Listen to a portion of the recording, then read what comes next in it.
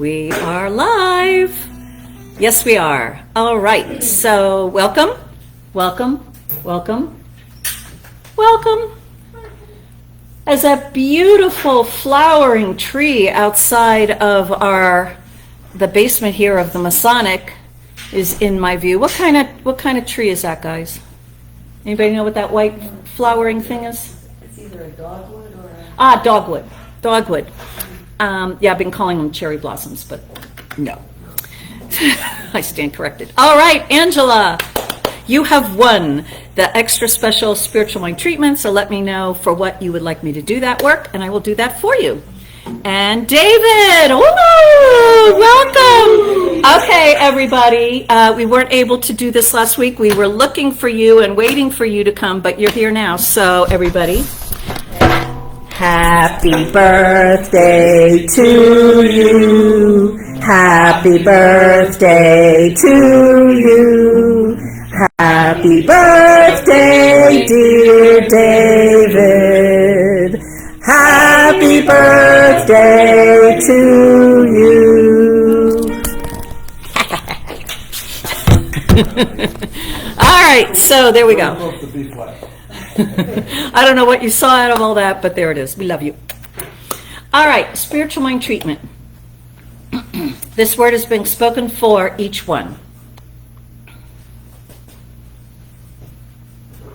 And if there's anyone you would like included in this word, just think of their name and know that this word also is for them. And I also call upon Irene Pierce to be included. So,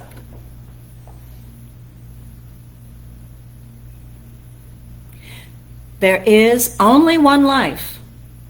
That life is this universe, everything in it. If there's anything anyone can imagine as being, it is automatically included in this definition of one life. All is included. All. The circle of love surrounds all and includes all and expresses and is being itself through all, circulating here, there, everywhere. And so it is this loving presence that is here now. And each one is this loving presence. This loving presence is within each one, expressing through each one, and bringing to each one whatever love, support, comfort, answer, demonstration, goodness, whatever good anyone desires to know, experience, be, express, have, do. All. There is not a thought that is outside of this one. It is one life, one mind that is continuously knowing itself as I am. And each one is, whether they are aware of it or not, or even say it or not, each one is only knowing I am. And in this knowing, each one is now open to having that perspective that is present right as each one, that perspective of oneness, that perspective of the divine mind seeing itself and seeing itself with clarity and with truth, seeing itself as very good, being only good, the all good, to which there is no opposite. Each one is now realizing and experiencing peace around all need to judge good or bad, realizing that the divine I am is not operating at that level, that the divine I am does not judge, that the divine I am does not separate. The divine I am is I am, and it is good. That's it. And so this divine perspective is now the eyesight of each one. Each one is seeing that one. The one is seeing as the one, each one, one. And it sees the all good, the omnipresence, the omni-goodness, the omniscience, the omnipotence that it is. It is. I am. And so this being the cause, this being the truth, this being all that is, any belief that one is not safe, any belief that one is being punished, any belief in separation, as well as any evidence or experience of such beliefs, is all by this word wiped away, just as the whole planet can be seen from a higher perspective. Each one can now see from that higher perspective of that I am, and seeing that that is cause, that this divine perspective, I am that I am, is cause, that the I am that I am is power, that the I am that I am is the life of each one. It is the life. There is no other life. There is no separation of life. And there is no mortality in this life I am that I am. It is infinite, eternal, here, now, it is now. And it is the cause, the creator of the expression of everything, of that relative world that's always changing, because the I am that I am is continuously knowing itself, and an activity of knowing is the activity of creating. And so what can it create? It can only create what it is. What is it? It is I am that I am. All life, love, light. All power, peace, beauty. All order, harmony, joy. All here, now. This is the essence. This is the cause. This is the power. And this knowledge of this is bringing to each one an experience of inspiration, of empowerment, of wisdom, of a delight in experiencing all of these qualities in a greater way. Right now, in each one's world, wherever it might seem to be absent, these qualities are present. Right now, in each one's world is love everywhere, in every nook and cranny, because that's all that there is. And each one is connected to this love and is now aware of it and experiencing it and feeling it everywhere. There is not a spot where love is not. And so each one is experiencing this recognition of the presence of love and of peace everywhere. And so all is well. And each one is knowing this and enjoying this and expressing this in a greater way than ever before. And because of this greater, deeper, higher perspective of knowing, each one is freer to be in this world and not from it, of it, or affected by it. Because each one knows that he or she is life, light, love, power, peace, order, beauty, harmony, joy. Each one is knowing that this is the truth, this is unchanging, and this is just the way it is. It's just given. One doesn't have to work for it, one doesn't have to earn it. Each one belongs to this life and is this life, and each one has a place in this life at the right hand of God, and before each one is the glorious table of abundance laid out, and all of this is given already here now. Each one sees it, is seeing from the perspective of this, and therefore is free of all concerns and of the earthly world, all facts, all evidence, any circumstance or situation that the world or one's body might be going through. Each one is free of all and any belief that any of that worldly expression is cause. Each one is able to look at it all and go, I know who I am. And that never changes. And so with this empowerment, this inspiration, this divine perspective, each one is looking at everything in his or her world from the point of view of the divine master. And therefore each one is choosing to live a happy, healthy, wealthy, joyous, and loving infinitely life. This is the truth. I am grateful that this is the truth. I release this word to the law. And it's already done, because that's the way it always was. And each one just accepts it. That's the truth. It's done, and so it is. That's the way it is. All right, so there we go. Everybody's wishing happy birthday to David. Aw. And so welcome Clee and Debbie, and we're getting going. Reverend Rich, take us away.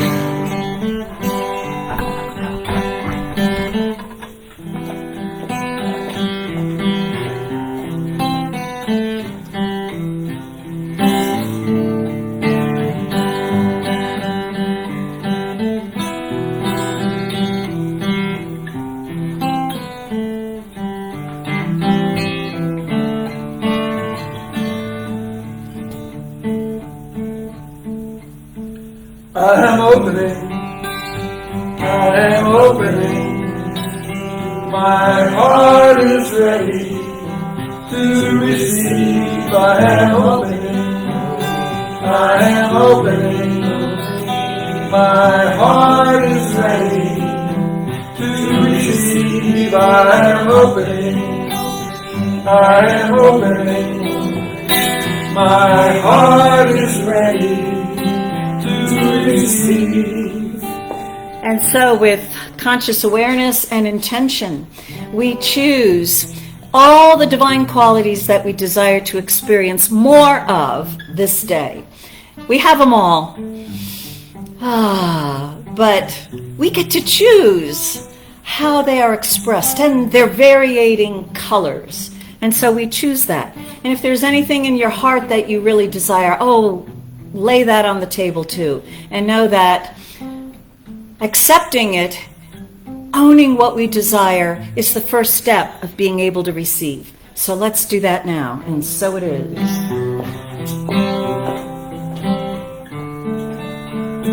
I am opening, my heart is ready to receive. I am opening, my heart is ready to receive.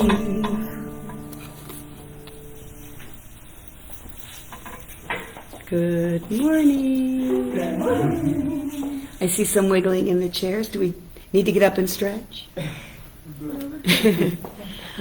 My name is Susan Need. I'm a practitioner here at the center. The Center for Spiritual Living Princeton. We are a loving, healing, inclusive community that teaches and practices the principles of the science of mind for the spiritual growth and the well-being of ourselves and the world.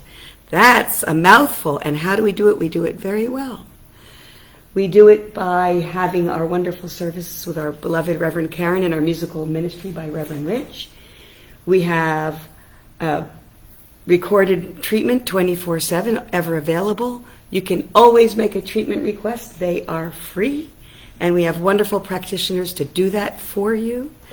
You can always make a practitioner appointment. Again, we have wonderful practitioners that can hold that truth for you.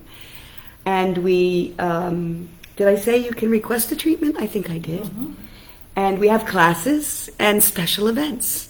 And speaking of classes and special events, we have a special event coming on April 30th, Brunch with Emma, where we will experience some of the wonderful exercises in Emma Curtis Hopkins. Yes, spring has sprung. Her exercises from her 12 lessons. And we will also actually have a brunch. So I'm thanking you in advance. I'm calling for volunteers, for people to contribute, either by bringing food or financially to help the brunch. And we'll begin at 10:30. And on that day, Reverend Karen will not be live, but she will, of course, record a talk for your benefit. And also, we just started last Tuesday, and it was a delight, our evening meditation on the second and fourth Tuesday of every month. And it starts at 7 o'clock, and what we do is we just sit in the presence together.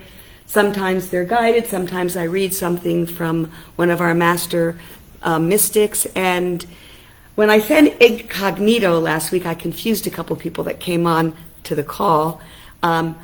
Yes, you can show us your faces, and yes, we greet each other and we say hello when you first come in. But then when we start the meditation, I invite you to simply turn off the video so we can be in our quiet space, our own personal space. And we stay that way at the end so that people can stay in meditation as long as they wish. And it is free of charge, but we do, if you are guided, would love a contribution to the Center for Spiritual Living, because it's your generous contributions in all ways that help us do what we do for you. So here I am doing the welcome this morning, and I was in front of my mirror doing my morning routine, and I was thinking of the topic today, relationships. And something about loneliness and the loneliness cure. And these things popped into my mind. So I had my phone there, and I just started talking into the phone, and let's see what I said. Yeah. So this is the first thing that came to me when I think of relationships. These are my readers that I keep in the car when I forget my good ones. Anyway, do we look inward for our fulfillment, or do we look outward for our fulfillment? And it's pretty easy to do the dance of looking outward for your fulfillment and thinking that your friends or your loved ones or your spouses are the responsibility of making you feel fulfilled and joy-filled. And I can speak to that. I've been in a relationship with my husband for 40 years, and it's been a great relationship of ups and downs and some really hard times and some really wonderful times. But we had done this dance of blame for a few, years, of expecting the other to be the reason why we are happy. And I was reading something here in 365 Days of Richer Living. I just pulled it open in this.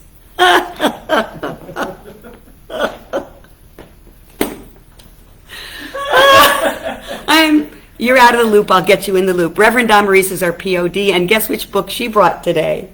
Same book? Same book, same mind. So there's this little ditty. Oh, and the treatment that I'm using in here is from that book. Uh-oh, is it from the 16th of April? I don't know. We'll find out. You're good. Oh, I love this. I love this life. So joy-filled. Just this little ditty jumped out at me. I let go of the little to accept the more. I let go of the little to accept the more. And I don't want to minimalize our human relationships in any way. But I was thinking that they are simply a parenthesis in eternity. But our relationship with the divine is eternal. It is eternal. So, what did I write here? You know that there are,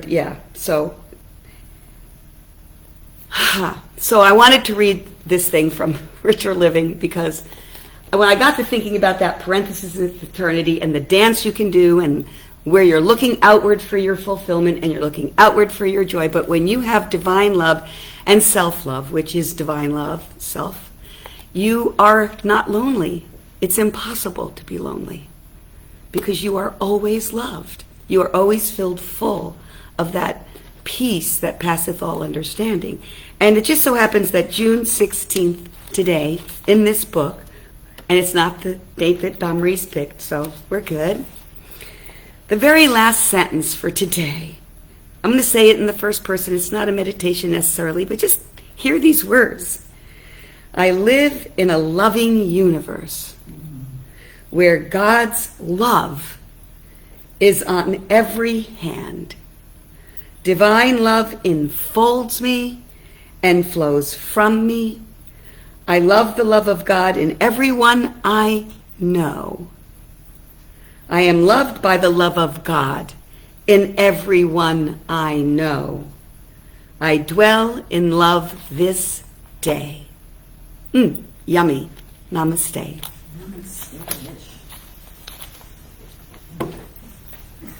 Seriously.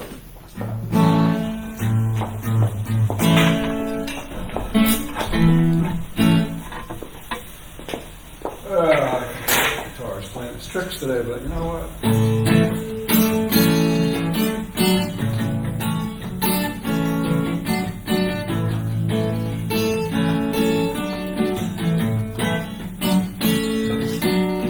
Each and every day, I know I'm gonna spread some love.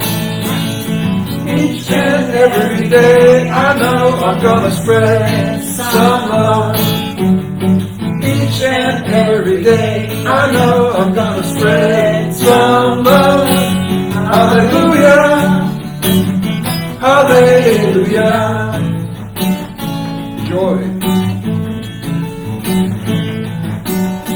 Each and every day, I know I'm gonna spread some joy.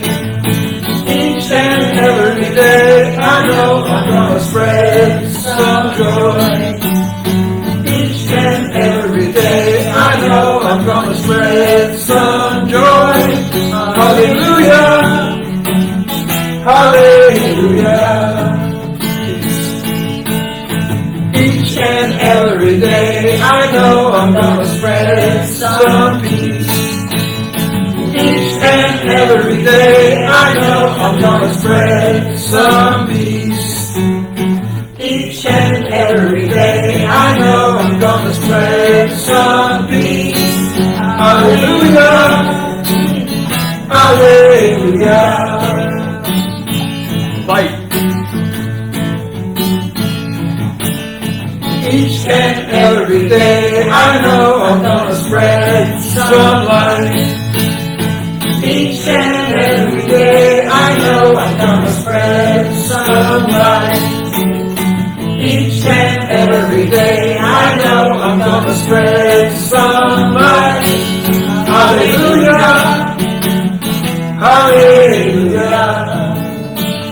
Back to love. Each and every day, I know I'm gonna spread some love. Each and every day, I know I'm gonna spread some love. Each and every day, I know I'm gonna spread some love. Hallelujah, hallelujah, hallelujah, hallelujah. Roaring right along here.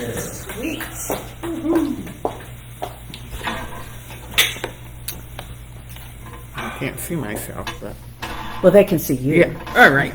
Well, I'd like to be seen. Anyway, good morning. I'm Damaris Otero Torres, and I'm the practitioner of the day today. Susan said when she showed her book, this is the book I chose too. But my date is April 11th, but I'm going to give a little bit of a background. So I don't know about you, but last Sunday when I left the service, I was just completely uplifted, inspired. We had gone through the crucifixion. Well, now it's time for the resurrection. Easter Day, let's celebrate. Wonderful. But the feeling, I have to say, as usually happens, was short-lived. Because not that day, as the week progressed, you get, I think Reverend Karen spoke about this, we go into that small self instead of keeping that big self alive. But every day I meditate with this book. This is my anchor every day, and I read the meditation, and as most of you do, we've lost our dear Irene, even though she's with us in spirit and will continue to be that way. But I in preparing myself for, her memorial is coming this week, I honestly thought to myself, well, what's the gift that Irene left me in particular? And whenever I think of Irene, I think of trust.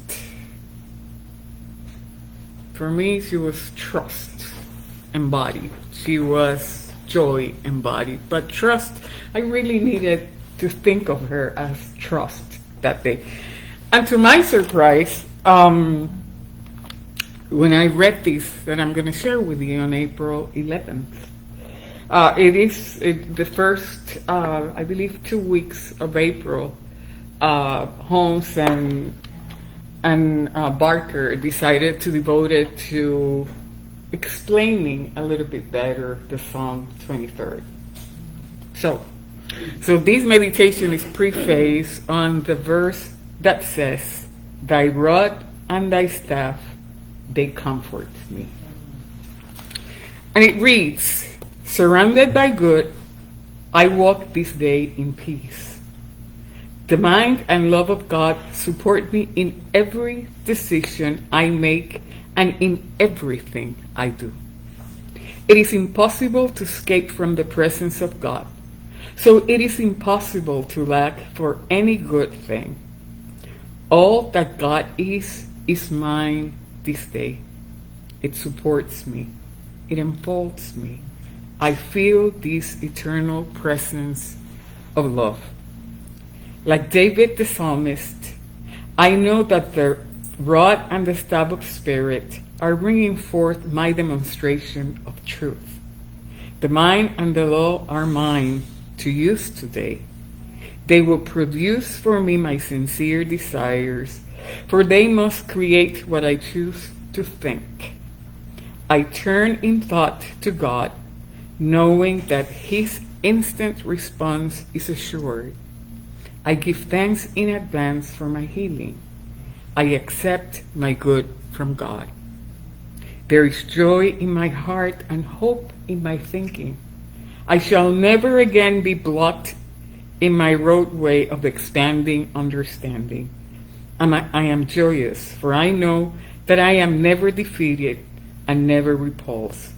God's action through me is victorious, and my demonstrations come to pass on time and in order.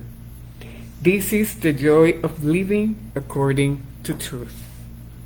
I am encircled with the armor of truth. I walk through the presence of God. I work with the power, intelligence, and joy of divine mind. Everything blesses me, and I bless everything. I cannot fail, for God Himself created me and acts through me. My word is the law unto my universe, and I speak words of truth. Sustained at every moment by love, I live in peace, work in joy, and relax in beauty. All is well with my soul. So, I'm going to ask that stay centered and allow these words to sink deeply into your souls as I say this spiritual mind treatment. The truth is that there's only one power, one presence, that I am, that is always in the midst of each one here. There is nothing outside that force of life, because that is the substance of the universe. That is the substance of who I am and who each one here is. That is the substance of the universe. And aside from that substance, there's nothing. That substance is love. That substance is peace, wholeness, understanding, abundance, love, truth, vision, everything good, enduring, that anyone here can envision comes from God and is God expressing in each one here.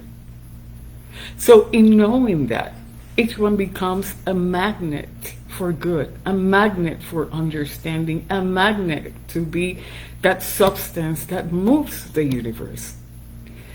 As each one recognizes that truth, everyone becomes that big self that does not need the blame, that does not need the delay, the stress, anything that may deter our understanding that I am is the only presence in this universe. So as each one here remembers that that is the only truth, everyone stands in power, in light, in abundance, in that trust that moves the world. That is the only thing. That's the yes that we recite to the universe. Yes, it's when He is ready to stand in that resurrection, to know that nothing interferes with that eternal life. It's when He stands firm in that radical trust that knows that the I am that I am is the only thing that moves the universe. I know this word is in the law. I release it to the law in gratitude and joy. And together we say, and so it is.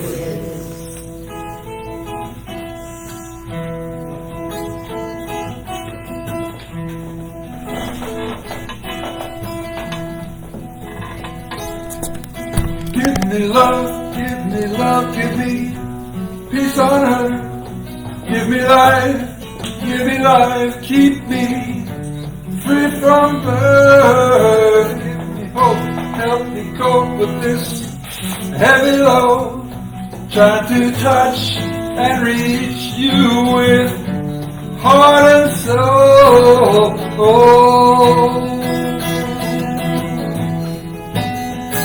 My Lord,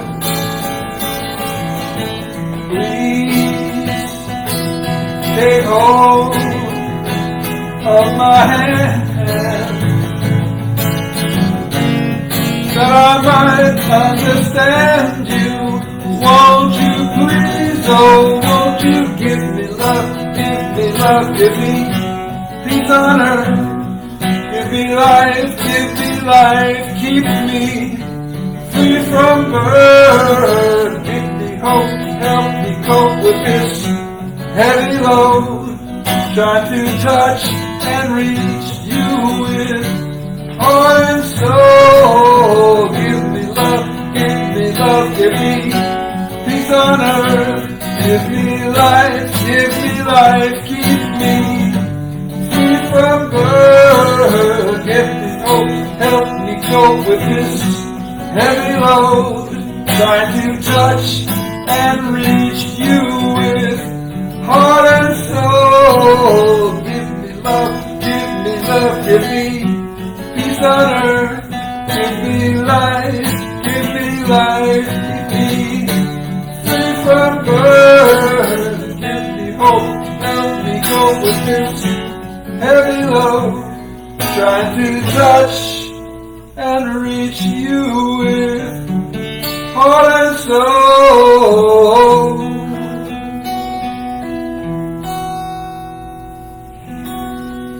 Reverend Karen Kushner. Wow. Awesome. Awesome consciousness in the room here. Okie dokie. So our topic today is a cure for loneliness, right? Is that what I said? And we begin our new series on love and relationships. And I don't know why this topic flew into my head, but it did. So let's get clear about that. I am someone who can speak to this topic because I have been a very, very lonely little girl who grew up and was a very, very lonely little girl in adult clothing for many, many, many years. And Raymond Charles Barker, I'm using his book, Treat Yourself to Life, and in it he does quote himself from Richer Living. They co-authored it, Ernest Holmes and Raymond Charles Barker. They were buddies. And what was the point? I forgot have you ever started a complicated sentence and you've got several clauses, and by the time you're at the end you're like, what was the subject?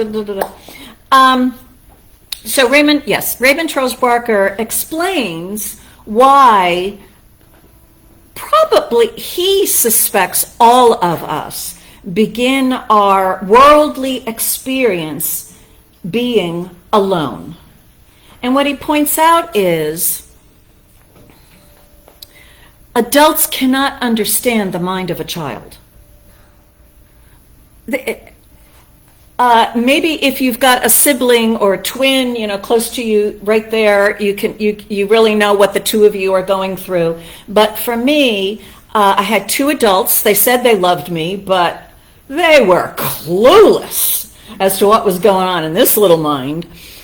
And just think about that those first couple of years, we are unable to communicate what we're going through, what our wants or our needs are. In fact, there are people who have demonstrated that the babies are programmed to cry differently depending upon what they want. And almost every parent on the planet has no clue what that is. And so after several months, they stop doing it. They just stop crying in those differentiated ways. But I think I saw on Oprah or someplace a bunch of women with their babies who were taught how to hear the distinctions in how the baby cried, and were able to give the baby, food when it wanted it, or change the diaper when it wanted it, or just hold it when it wanted it, because they knew the baby language. So yay for them. What we want to realize is most of us, that's just not happening. And for me, I was raised with two sibling-like people who were quite different from me in age, so we had nothing in common ever. And then I also was raised in an environment where my parents pretty much kept the rest of the world at bay, and so I was alone. I was just alone.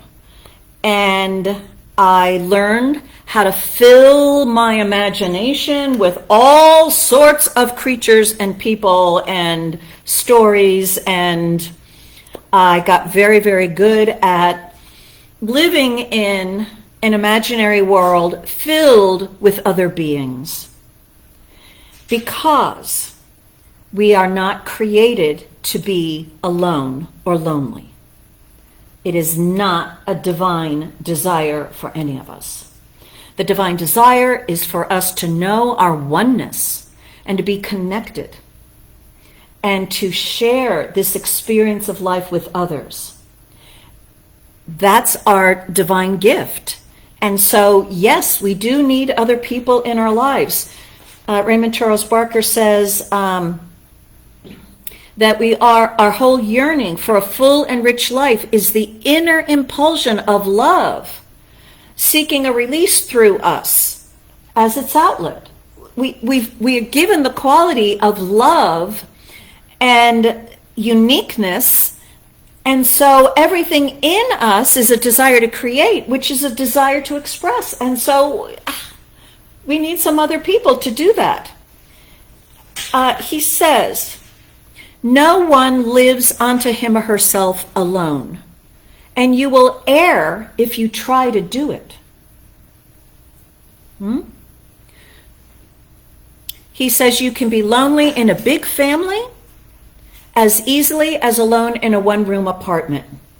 A lonely person is a lonely person anywhere. And so he says loneliness is a serious thing. It is not always self-induced, but it is at least self-maintained. Something can be done about it. And so then he points out how, as a child, we are alone. We're raised like that. He says, I'm surprised more people aren't lonely. And as you look at the world right now, maybe more people are lonely than they realize. And they're seeking to fill that loneliness, that feeling of loneliness, or maybe a feeling of emptiness, by substituting something in there. And so if we believe, if we're experiencing that feeling of loneliness, we might come up with the idea that the reason why we're lonely is because we are unlovable. And that is a total lie. False conclusion. So we want to get clear about this. He says, loneliness is never created of your own free will, but that experience of it can grow on us gradually. And he points out that maybe you believe that your whole life you've always had wonderful relationships, or maybe you had some unique person that you shared your life with, and then that person moved on, made their transition or whatever, and then you're left with this emptiness in your world. But what we want to realize is that that belief in being alone, that belief in loneliness, was always there, as Barker would say, an incipient pattern. And so we may have many, many years have had that filled by someone or an occupation or self-expression, maybe even your identity with your career or something. And so when that moves out of our lives, we then feel empty. You're not empty. It's just that that which covered up the false belief you had got removed so you can see the truth. And the truth is to get clear about who you are and to get clearer about what love is. Love is not the presence of another person in your life, or not. Or certainly most of my life, love to me meant the presence of a special person in my life. Not to put down marriage or intimate relationships, but as I got healed on that through this teaching, I realized it's so little, that kind of love, that each one of us is here to love completely. Love completely, not just in this particular form, not with this particular person, but to just love everybody. When my mom made her transition some 10 years ago, what I lost was just so present in me. And I just took, I'm a minister, let's stand the truth. I get the grief, I get the sadness, I get all that going on in my experience. But what's the spiritual truth? Love is infinite. And so there's got to be more love for me to experience. And I just decided, I now demand to see all the love that I could not see because of the presence of my mother in front of me. And that was good, but what was behind her? What was behind her? That's got to be love too. And yes, I believe that unique expression that we have with any particular person is not going to be replicated with anyone else. It can't be, right? Because we're all unique. But wonderful, different forms of relationships and experiences of love in relationship are available to all of us. And we will never, ever, ever have explored them all because there's infinite people and there's infinite ways to express. So get in there and get to feeling the love. And so we make our errors when, we try to replace. I want to have the same kind of loving experience I had with so-and-so. I'm a cat lady, right? And I remember when I adopted my first cat, I was doing treatment work for a solid year for love, and it was treatment for a romantic partner. And so when I got healed, it was a cat. Okay, all right. But I remember when I went to the ASPCA on my birthday, my 40th birthday, when I realized you're never going to have a baby. And I was just bereft with grief about never having a baby. And then I was divinely guided, get a cat. Anyway, when I went into there, they had an infinitude of cats. And I was like, in abundance land again, I'm like, I can always have a cat. I can always have a cat. And I adopted my first one that day, and I've had several other cats in between. And what I've learned is, it's not the same relationship. each cat is different. And they do tend to start behaving like, with traits of a pack, but it's still a unique relationship. And I had a unique feeling with each one of them. A unique feeling. So, okay, that's cat world. But for those of you who are concerned about poor little Karen never having a baby, let me tell you this. After that healing, 40th birthday, set free, actually also had a physical healing at that time. And the cat, my brother, snapped out of whatever he was doing and decided to get married and have a little girl. And he did it. And she looks just like me. She's my baby.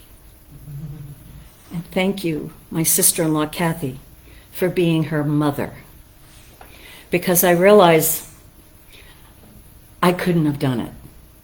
So for me, I got my baby, but none of the physical care, concern, and worry directly every day, every moment in front of my face. I was the Aunt Karen that lived an hour away and could come and go when I choose and could be knowing the truth for this beloved child without having to face it and dealing with it as much as I was guided and what was best for me. So there's always a form for love to take, and every one of us must accept the various forms of love that come to us.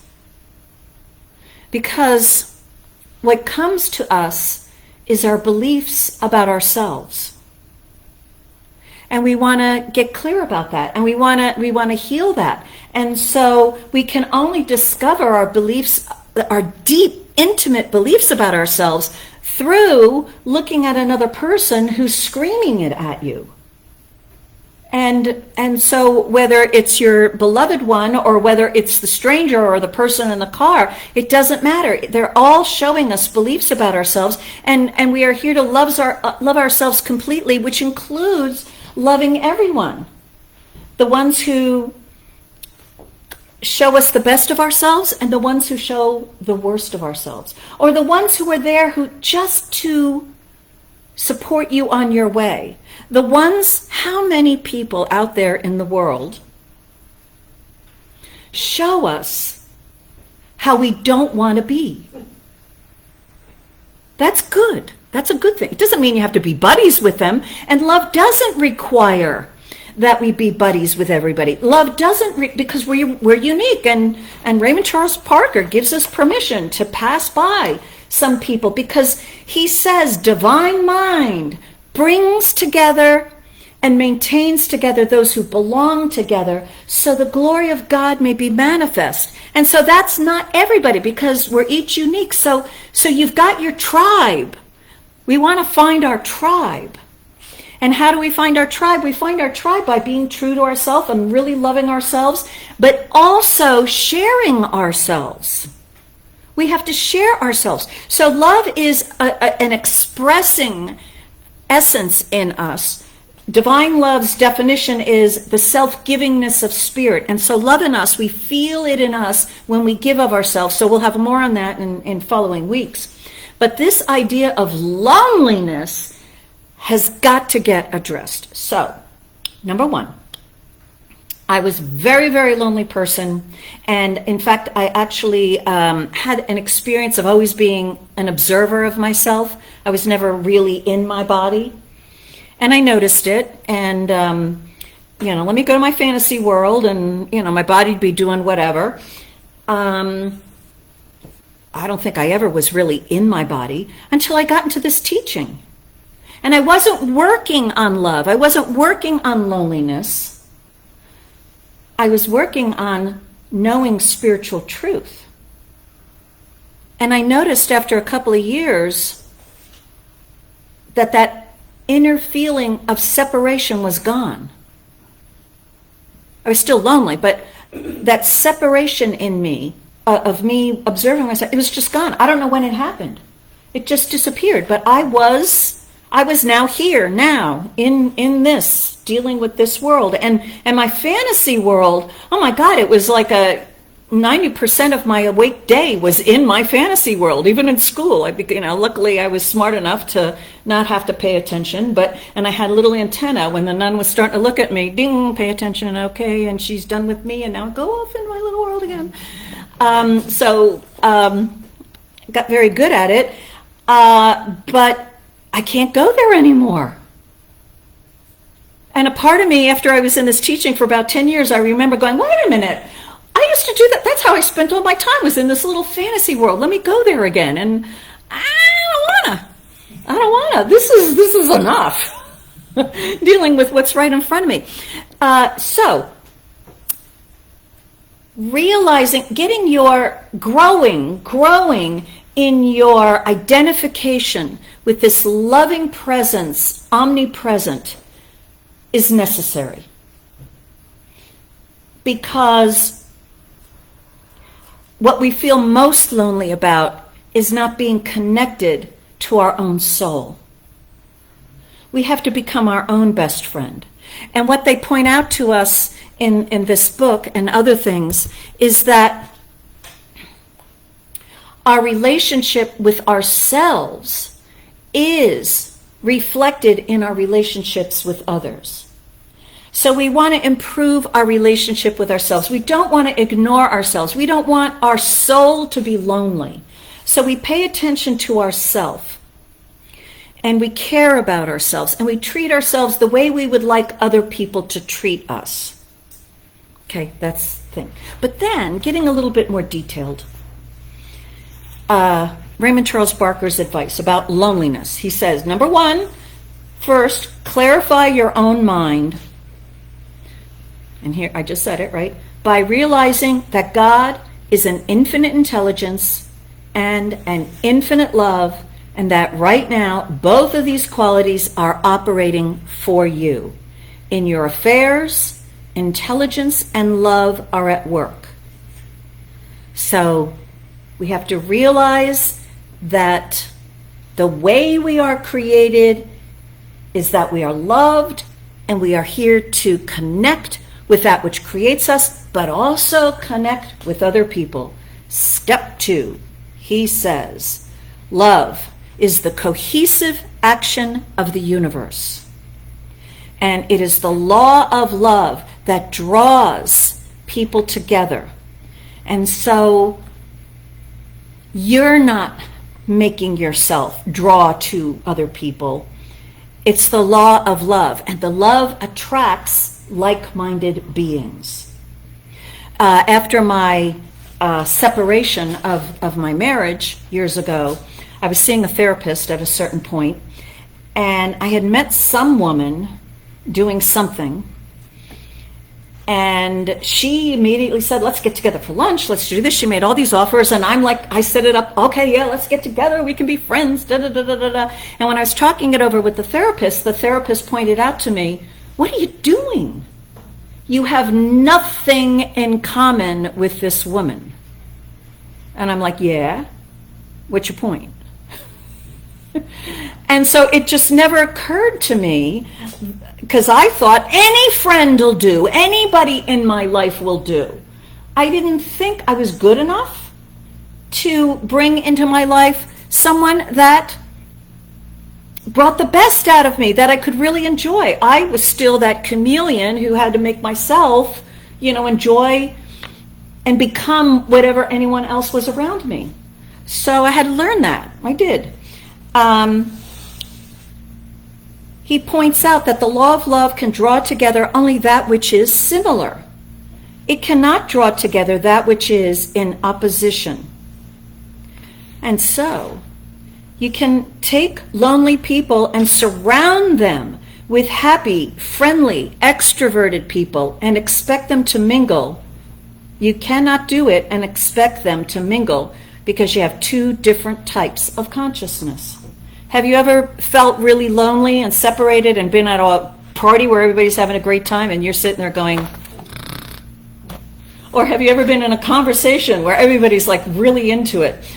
Oh my gosh. When I was first married, I would hang out with this woman who had a little girl, and she just loved to talk about quilting.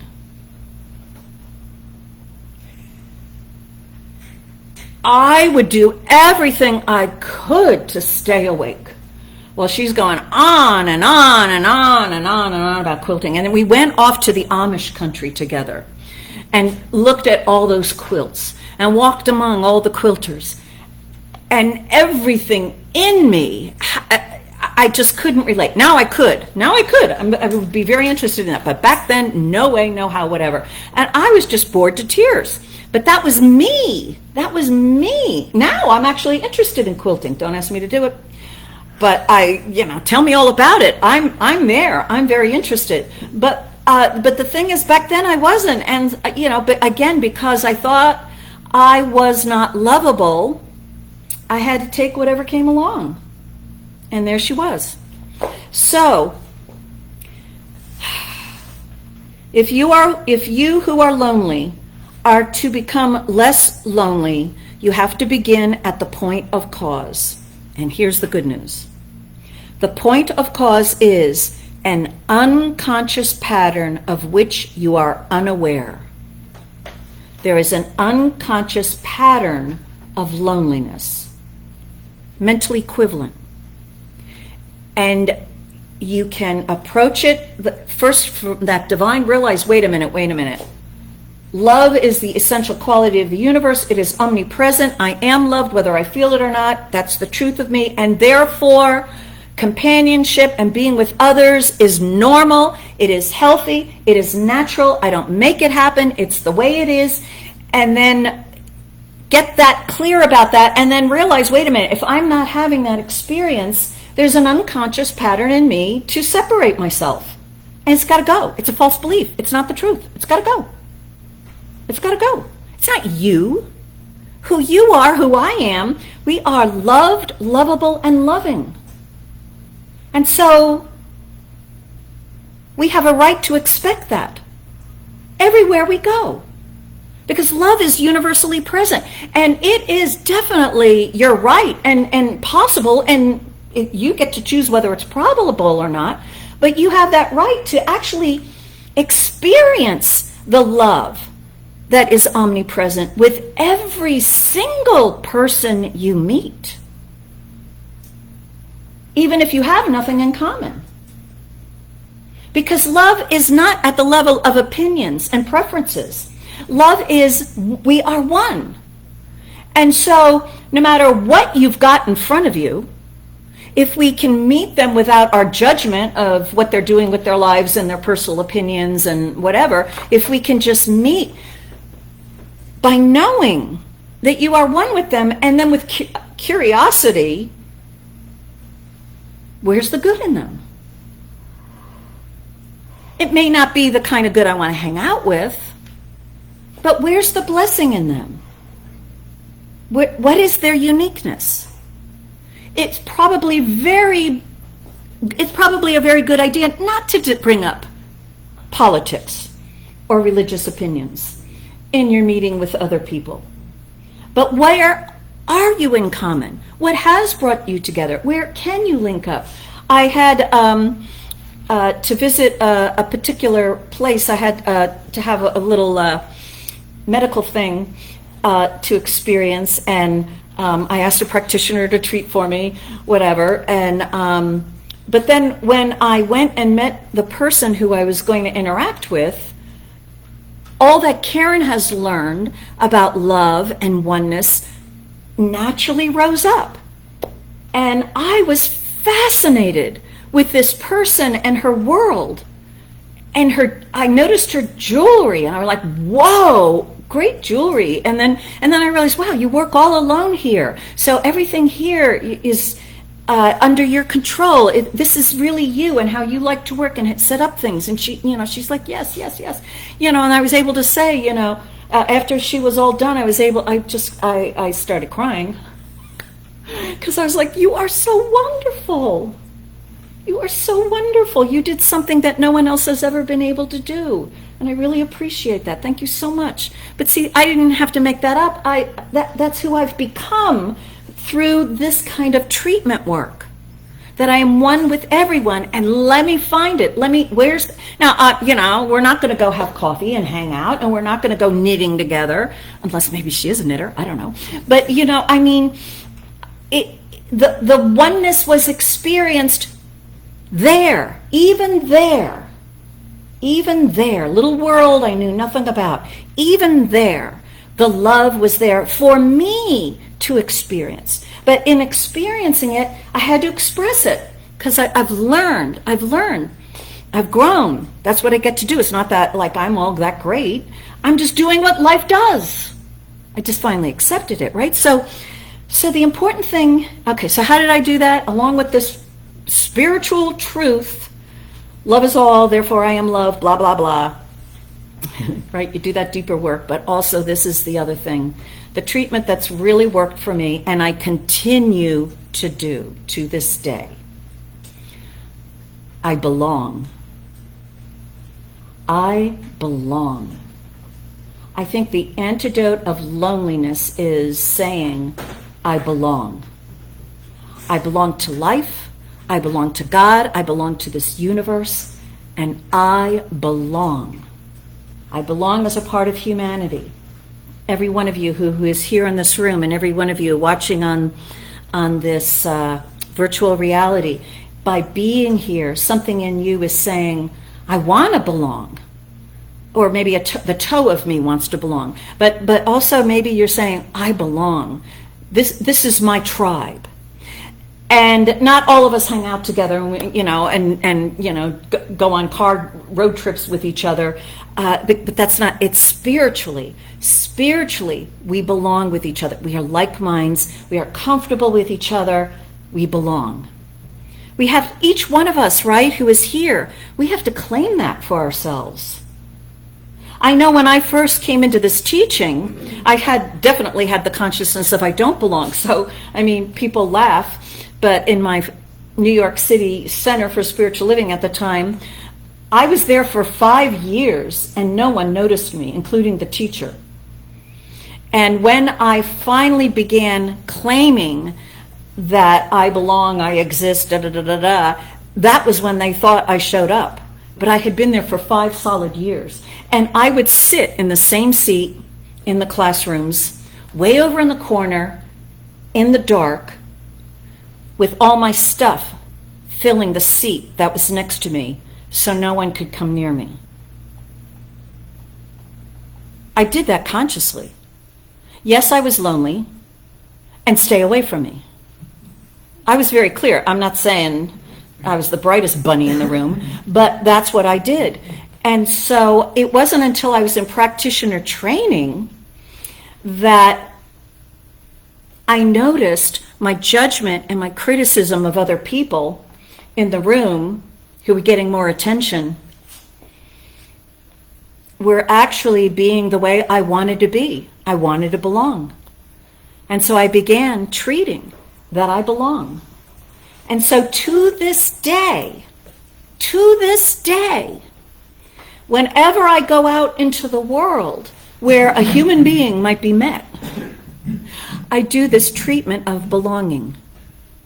And so here it is. There is only one life. This life is God's life. This life is perfect, whole, and complete. This life is my life now. And in knowing that I am one with this great and glorious life, I know that I am one with every single one of its beloved expressions, which includes this dance class. And therefore, I belong. I love this class, and this class loves me. I love everyone there, and they all love me. Flash to the Cheers episode when Norm walks into the bar. Norm! That is my experience. They all say, Karen! You can elaborate on that how you want. But, And so I am one with ballet. I am one with this class. The divine ballerina within me is the dancer, and I let the divine ballerina within me dance. I add all that kind of stuff too. But that essential reminding of myself that I belong here. It doesn't matter what they really do. I know I belong. Why do I belong? Because I belong to God, because I'm one with this great and glorious life, which is creating this particular group of people and that particular group of people. And because I'm one with that, which is creating this one, that one, and the other one, I am one with this, that, and the other one. I do that spiritual work to this day. Because every once in a while, I still have that little lonely, I don't belong, they might not like me, little feelings in me. Again, back to last week's resurrection, little Karen, shut the friggin' up and let that divine Karen that is one with all enjoy, belong, express. And after that spiritual mind treatment, I let it go, and I'm surprised at how comfortable I am. Whether anyone speaks to me or not, notices me or not, it doesn't matter. But actually, they notice me. Actually, people like me. Actually, I've become friends with these people. These great and glorious people who've had careers as ballet dancers and are doing marvelous things with their lives. And, you know, they include me. But you see, I included myself. And so in that consciousness, when I got forever settled in me in that moment, that I belong, then all of Karen's littleness of what do they think of me? I don't know, maybe, and I want to do this, and no one's noticing me, and I want to be the best ballerina. All that quietens down, and I'm there. I belong, and I am there, and I am looking to see what is going on with everyone else. I am giving of myself. All my attention on everyone else. How you doing? What's going on? Whether I say something or not, I'm observing, I'm noticing.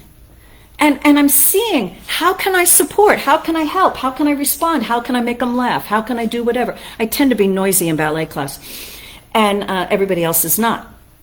And so I try to reel it in. But a lot will come out of me, but that seems to, the teacher seems to like that so far.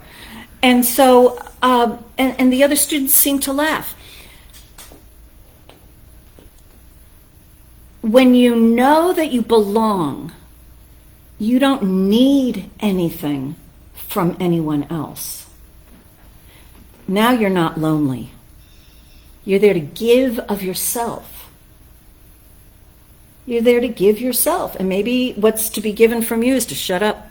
Let someone else shine. Maybe you're there to just applaud. Maybe you're there to just enjoy. Maybe you're there to observe and have your whole heart and feel the gratitude. I go to ballet rehearsal after this service, and these kids are so good. And I get to see them, because I was called for rehearsal, so I get to see there and witness how marvelous they are, how wonderful they are. I'm giving of myself the whole time I'm there. Not just when I'm 3 seconds acting, but the whole time I'm giving my attention and my appreciation and my value. I've built this in me. I belong. But I will tell you, to this day, I do that treatment. Because it's so easy to forget. It's so easy to forget. We don't want to be hurt. We don't want to be made a fool of. And we don't want to feel, nobody loves me, everybody hates me, guess I'll go eat worms, which was my childhood theme song. You can imagine where it came from. So we want to know the spiritual truth of our being, and then demand that as our here, now experience. And then claim that you belong. With whatever group you're about to go into, claim you belong, and then see what happens. And if you do that often enough, yeah, you will learn so much that I have learned, but I know you're going to learn so much more. So much more. What you're going to learn is how to be you with everyone and love yourself and love them for giving you that opportunity to express that part of yourself with them. That's what it's about. All right. So that ought to do it. Let's move forward.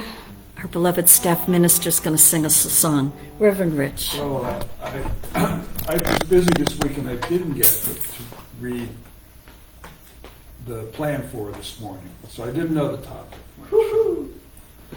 But this song, I said, oh, it just pulled me in to do this song.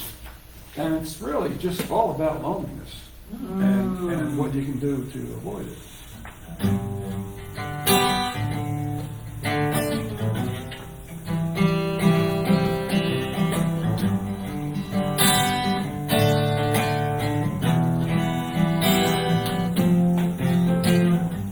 When you can't find the light that can get you through this cloudy day, when the stars ain't shining bright, you can feel like you've lost your way. When those candle lights of home burn so very far away, well, you let your soul shine, just like my daddy used to say. He used to say, soul shine. It's better than sunshine, better than moonshine, darn sure better than rain. Now people don't mind, you'll get this way sometimes. Got to let your soul shine, shine till the break of day. I grew up thinking that I had it made, gonna make it on my own. Well, I can take the strongest person and make them feel so alone. Now and then I feel the cold wind blowing through my aching bones. I think back to what my daddy said, the boy in the darkness before the dawn used to say, soul shine, better than sunshine, better than moonshine, darn sure better than rain. Yeah, people don't mind, we all get this way sometimes. Got to let your soul shine, shine till the break of day. Sometimes a man can feel this emptiness, like life has robbed them of the very soul. A women too, God knows she can feel like this. And when the world seems cold, you got to let your spirit take control.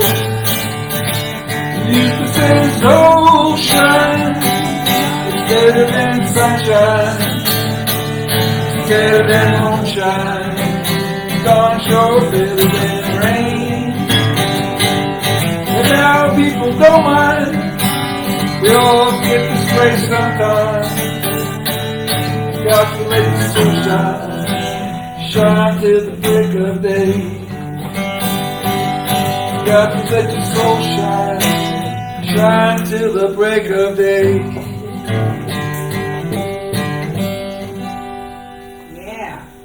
Woo! Awesome. All right. Okay. All right, so here's our treatment that each one of us knows we belong, right? Y'all want it? You got it. So this word is being spoken for each one. There is only one life. That life is God's life.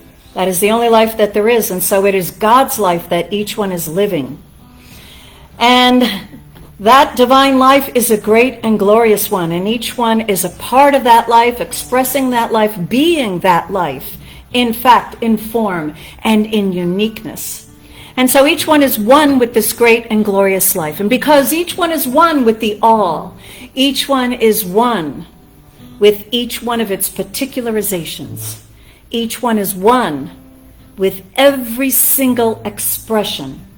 And whatever is an expression or a group that is near and dear to anyone's heart, each one now knows that he or she is one with it, that he or she belongs, that each one has a part to play in that particular expression, in that particular group, that each one is needed and is necessary, that each one contributes to the experience of the whole. And because each one is knowing this truth of God that is omnipresent, each one is knowing that this omnipresence of God is in this group, in each one who is a part of it, that the divine love is present and is present within each one, no matter what they may be believing about themselves.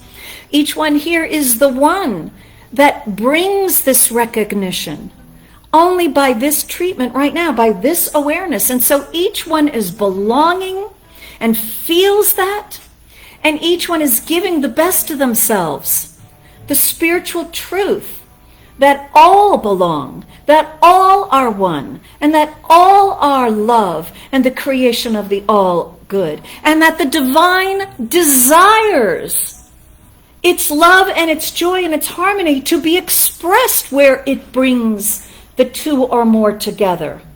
And so that harmony, love, and joy is at the very heart that is bringing this particularization or this group of people together. And each one is the one who realizes this. And so each one is now relaxed.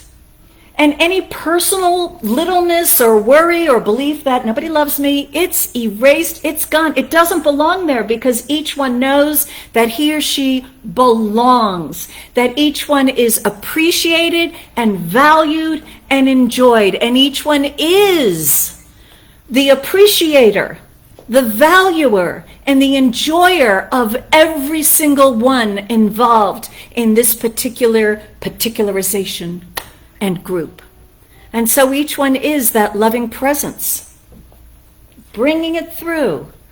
And because of this, each one is so satisfied wherever he or she is and with whatever group of people he or she is with. Each one is fully present, fully alive, and fully aware how much he or she is a part of this great and glorious life, and contributing and participating in its fabulous expression. Each one knows their worth, knows their value, knows their place. Yeah, at the right hand of God, which also each one knows is the place of everyone, since the divine is infinite and has infinite right-hand sides. So for all this, each one is experiencing relationships with delight, with joy, with fun, with creativity, and with an amazing curiosity and a rich breadth of experiencing harmony, love, and happiness. I am grateful this is truth. I release this word to God's loving law. It's done, and so it is. There it is. So go out and meet some people. Reverend Rich, take us away. Used to say sunshine, better than sunshine, better than moonshine, star show better than rain. People don't mind, you'll get this way sometimes. Got to let you go shine, shine till the break of day. Got to let your soul shine, shine till the break of day. Yeah, all right, we're ready. Okay, world, we're out there. Okay, so see you next week. Hello there, Dan. Dan, John, Randy, my cousin. Okay, Mark, good to see you all. All right, see you next week. Bye-bye.